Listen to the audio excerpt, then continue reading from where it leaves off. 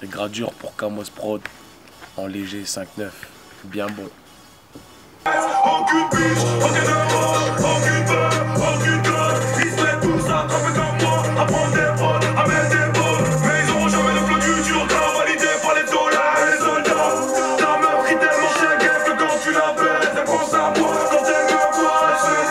Camos de Nostradamus. Ouais, Gradure, comment on va? Ouais, ça va et toi, Camos? Ça se passe hein, au calme?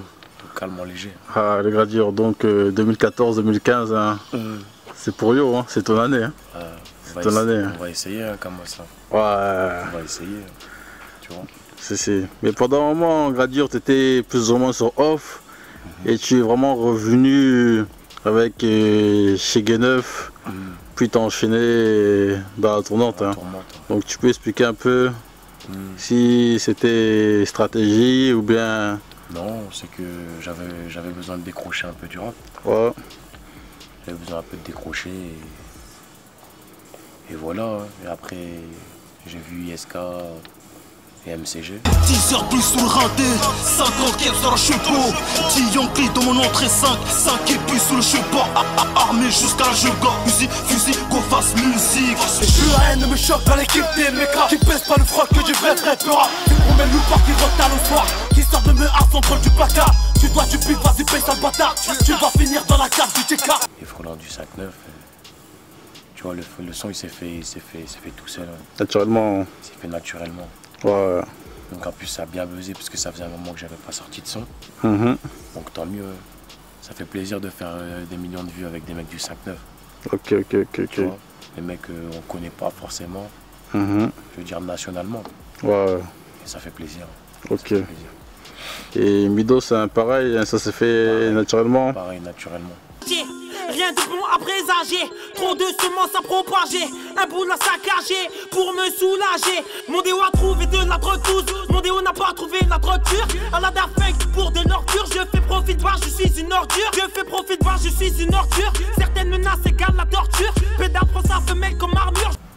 En plus il est bon, c'est un mec du 5-9 donc ça fait plaisir. Ok. On t'a vu à Chicago et tout ça, donc tu peux expliquer le boulot, comment ça s'est passé, les connexions. Donc c'est entre deux, tu es parti dans des studios, voir si tu as fait même des feats avec ces gens là-bas. Hein. Tu connais. On se demande. Hein. C'est mieux. Je suis parti en vacances.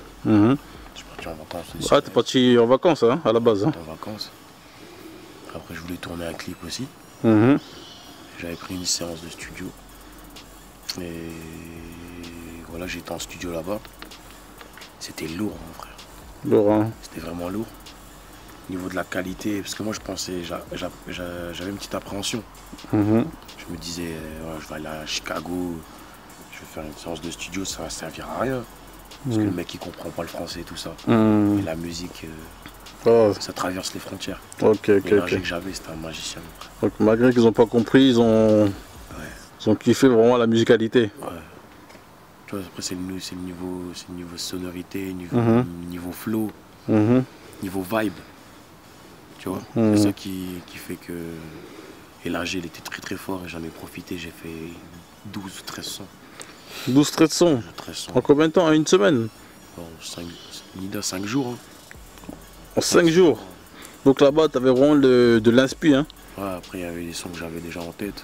Ok. Des fois, j'avais des petits couplets. Après, ça a coulé de source. Hein. Ça a coulé de source. Donc on peut dire que tu as posé une grosse partie là-bas au State. Hein. C'était Chicago l'élément déclencheur. Là-bas, je voulais pas sortir dans le pour fin décembre. Et fin novembre ou fin 2014. Et tu étais vraiment au cœur. Parce que pendant un moment, j'arrivais même plus à écrire. Même. J'ai été là-bas et ça m'a vraiment motivé. Le fait de voir d'autres horizons, voir d'autres mecs, tu vois, de voir une autre culture que la nôtre. Et tu vois que là-bas, les mecs ils sont ouverts. Ils sont ouverts, hein? Les mecs ils sont ouverts. Tu vas partager le son d'un mec, on va traiter de suceur. Alors là-bas, c'est normal. C'est normal, hein? C'est normal. Oui. Tu vois sur l'Instagram de Young Chop, tu vois sur l'Instagram de Chris Brown, n'importe qui. Il donne de la force. Hein. Dès qu'un rappeur il va sortir un son, ils vont le publier. Et pourquoi en France ils ont encore du mal à partager? Ça coûte rien. Hein? Ouais, ça coûte rien, mais ils sont un peu dans une mala, tu vois. Dans une mala, ça veut dire que pour eux, le rap c'est la guerre. Ouais. Le rap c'est la guerre. C'est une question d'ego aussi. Ils veulent pas que. Ils veulent briller, tu vois. Le problème du rap, de certains rappeurs, hein, ils sont pas tous comme ça. Mais c'est qu'ils veulent avoir la lumière que sur eux. Ok. Tu vois. C'est-à-dire que c'est comme ça, ils veulent avoir la lumière que sur eux. Et pour eux, non, c'est un truc de ouf de partager le son d'un mec. Il dit, ouais, je commence ça, je vais donner un peu de pouvoir, un peu de crédibilité à un rappeur. C'est ça en fait. Ouais, c'est ça. Mais nous, on n'est pas comme ça. Ok. On n'est pas comme ça, tu vois. Donc peu importe le rappeur où il se trouve et tout ça, à partir du moment que c'est bon, si c'est bon, tu valides. Bon, hein. Mon frère. Si c'est bon, c'est bon. Tu ne peux pas faire semblant. Tu peux pas faire semblant, tu vois. Tu peux pas faire semblant. Si le mec il est bon, moi j'écoute ça et ça me fait kiffer. Si je peux donner de la force, c'est gratuit, mon frère. Ouais, je donne, tu vois. C'est pas comme si je donnais de l'argent de mes poches. Hein. Je partage un son sur ma page, ça fait quoi? Ouais, je vais pas perdre du buzz parce que j'ai partagé le son d'un mec. Hein. Moi, ça me fait plaisir. Si je peux faire découvrir, un nouveau rappeur ou un nouveau comme moi, on m'a découvert. Donc voilà, c'est comme ça. Et les mecs, je t'ai dit, ils sont ouverts. Ils sont ouverts d'esprit. Hein. J'étais avec le frère de Young Chop. Johnny Maycash. Johnny Maycash. Il n'y en a pas beaucoup qui connaissent, mais les vrais, qui écoutent la musique là-bas, la wave, tout ça, ils connaissent. J'étais là-bas. Donc pareil, tu as fait écouter les sons, tout ça, il a validé. Ouais, il a validé, il a des sons qu'il a validé fort. Ok. C'est des mecs qui me disaient, même quand j'étais à Inglewood, dans leur quartier, les mecs ils étaient là, ils bougeaient la tête. Je comprends un peu l'anglais. Et tu vois, il y a des mecs qui disaient putain, je comprends rien à ce qu'il dit, mais c'est lourd. Tu vois, ça veut dire que voilà, la musique elle traverse les frontières. Ça m'a grave fait du bien, tu vois. Là, ça fait du bien. Ça m'a fait du bien de bouger, d'être trop enfermé dans le 5-9 ou en France. Au niveau mentalité, ça avance pas. Il faut voir autre chose en fait. Il faut voir autre chose et même quand j'ai été dans le studio juste à Chicago, c'était pas non plus le meilleur, mais il y avait qui? Il y a un studio où il y a des Kanye West qui sont passés, des Kanye West, avec qui encore l'autre là, Lupe Fiasco, des King Lee aussi pour ceux qui connaissent, les jeunes qui connaissent. C'est un bon studio. Et j'ai été là-bas, frère. Le son il était même pas mixé. T'avais l'impression que là c'était lourd. C'était lourd. C'était lourd. Ok. Moi, tous les freestyles chez que j'ai sortis, ils n'étaient pas mixés. C'était juste des petites mises à plat et boum boum. J'ai des freestyles à la base. J'ai senti la différence. Hein. Et ça m'a donné vraiment envie. Ça m'a poussé. Donc là, sur ton album, quelle sera la différence entre les concepts que tu as sortis chez Guy et sur l'album, hein? Parce que les gens ils peuvent dire bon, l'album, ça sera toujours les mêmes choses et tout ça. On sait comment il va commencer, comment il va démarrer.